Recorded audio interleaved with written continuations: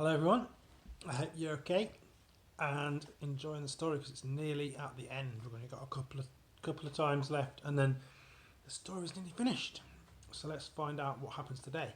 So Sophie and the BFG have gone to Giant Country and taken the army and the air force with them and tied up the giants, the big horrible nasty giants, except for one, the Flesh Lump Eater. And they're trying to tie him up when he wakes up. Human beings, what is you flush bunking rotsome half-baked beans doing in our country? And he made a grab for one of the soldiers and picked him up in his hand. I'se having early suppers tonight. And he held a poor squirming soldier at arm's length, roaring with laughter. Ah, ha, ha! Sophie, standing on the palm of the BFG's hand, was staring at them, horror-struck. Do something, quick, BFG, do something, before he eats him. Put that human being down, the BFG shouted. The Flesh Lump Eater turned and stared at the BFG. What is you doing here with these grotty twiglets? You is making me very suspicious. And the BFG made a rush at the Flesh Lump Eater, but the colossal 54-foot high giant simply knocked him over with a flick of his free arm. And at the same time, Sophie fell off of the giant's palm onto the floor. Her mind was racing. We must do something. She must do something to help. She remembered. She had the sapphire brooch that the Queen had given her, pinned to her chest, and she undid it. He's guzzling you up nice and slow, the Flesh Lump Eater was saying to the soldier he was holding in his hand. Then I's guzzling 20 or more of you midgy little maggots down there. You is not getting away from me, 'cause I is galloping 50 times faster than you. Sophie ran up behind the Flesh Lump Eater. She was holding her brooch between the fingers. She was right up close to the great naked hairy legs of the Flesh Lump Eater, and she rammed the spiky pin, the 3-inch long pin, into the Flesh Lump Eater's ankle as hard as she could. Spiked him. It went deep into the flesh of his ankle and stayed there. There's a little picture here, look.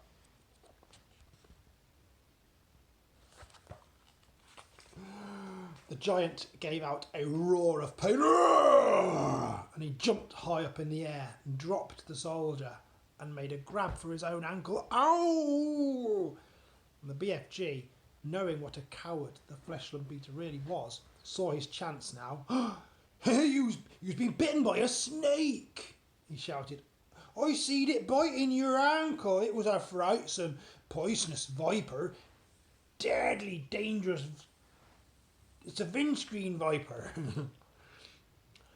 And the Flesh Lump Eater goes, save our souls! Sound the crumpets! I've been bitten by a septitious, venomous windscreen viper. And he flopped onto the ground, clutching hold of his ankle with both hands. Ah! And his fingers then felt the brooch. The teeth of that deadly viper is still sticking in me. Oh, get it out. I was feeling it sticking in my anklet. And the BFG saw his second chance now. Oh, we must be getting those dastardly viper's teeth out once and for all. Otherwise you is deader than a duck soup, he said. I will help you, Flesh Lump Eater. And the BFG knelt down there beside the Flesh Lump Eater. Oh, you must grab your anklet very tight with both hands, you must, he ordered to the Flesh Lump Eater. That will stop the poisonous juices from the venomous viper going up your leg and then going up to your heart. So the Flesh Lump Eater did this. He grabbed his ankle with both hands together. Now, close your eyes, the BFG said, and grittle your teeth, and you look up to heaven. Say your prayers. while I is taking out the teeth of that venomous viper for you, the BFG said.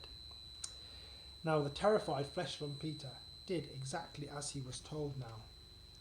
Then the BFG signalled to the soldiers for some rope, and a soldier rushed over to him, with both the Flesh Peter's hands gripping hold of his ankle at the same time.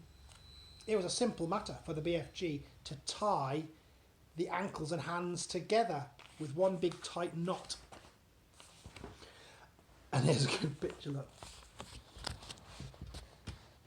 Oh, of the Flesh Peter all tied up now. He was tricked, wasn't he? Oh, he's pulling out that fright from Viper's teeth now, the BFG said, and he pulled the knot tight. Oh, do it quickly, before I is poisoned up to death, the Flesh Peter shouted. Oh, there he is. You can look now, the BFG said, standing back up. And when the Flesh Peter saw that he was trussed up and tied like a turkey, he gave a yell so loud that the heavens trembled. Roar! He rolled and he wiggled and he fought and he friggled and he squirmed and he squiggled, but there was not a thing to be done. Well done you, Sophie said to the BFG. Well done you. The BFG smiled down. You is saving all our lives with that brooch.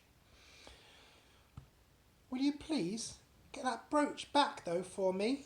Sophie said. That belongs to the Queen, you know. The BFG pulled that beautiful brooch out of the Flesh Peter's ankle and he howled. Ow!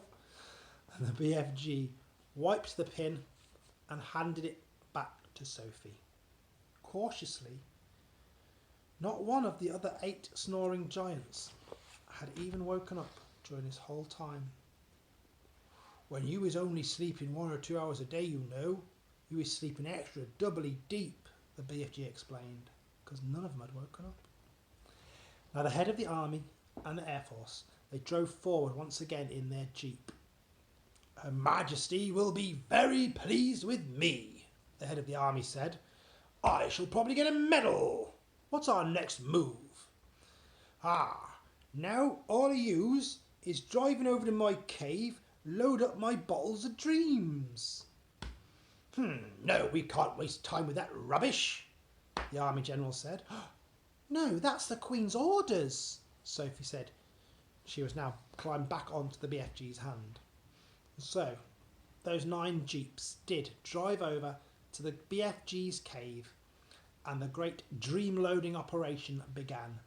There were 50,000 jars in all to be loaded up onto the vans, onto those jeeps. And it took over an hour for all those army men to finish that job.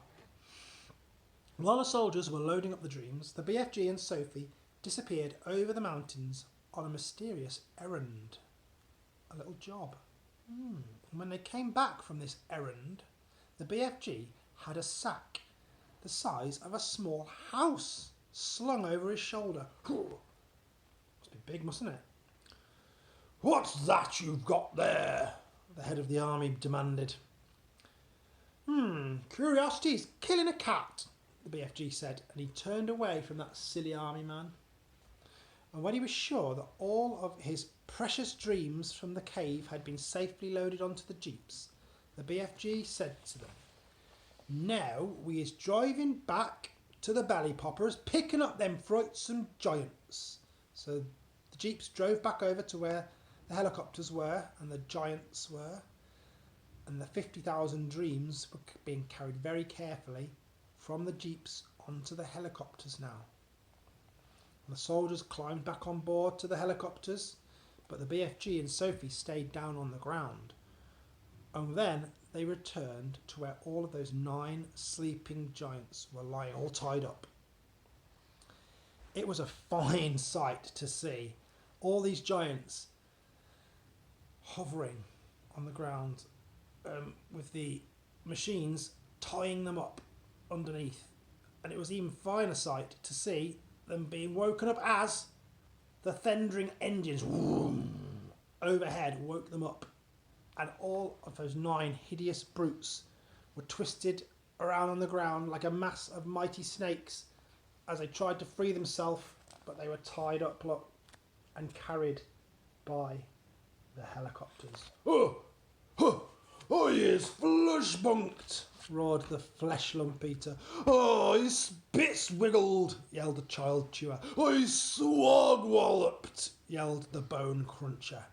Oh, he's goose-gruggled, yelled the man-hugger. Oh, he is gun-swiped, shouted the meat dripper. Oh, he is flunk-gungled, screamed the maid masher. Oh, he is slop-groggled, squawked the gizzard gulper. Oh, he is crod-squinked, yelled the blood bottler. Oh, he is bot-muggered, screeched the butcher boy. And those 9 giant carrying helicopters each chose a giant, hovered over him, and they hooked them up. And quickly the BFG secured them on and they flew up. The giants were winched up into the air, just over the ground, and they roared and bellowed, but there was nothing they could do. They were trapped.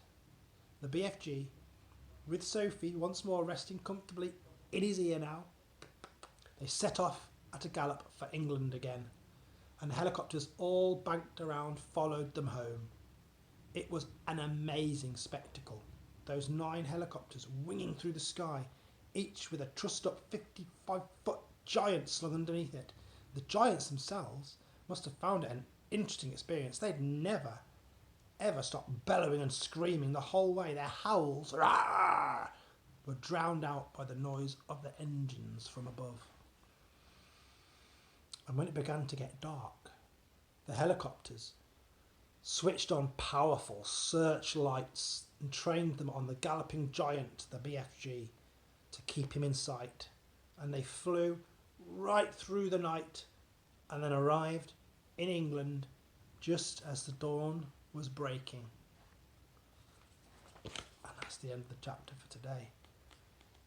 Next time, we'll find out what happens to them when they arrive back in England. I'll see you soon for that. Until then, take care, be good, and I will speak to you later.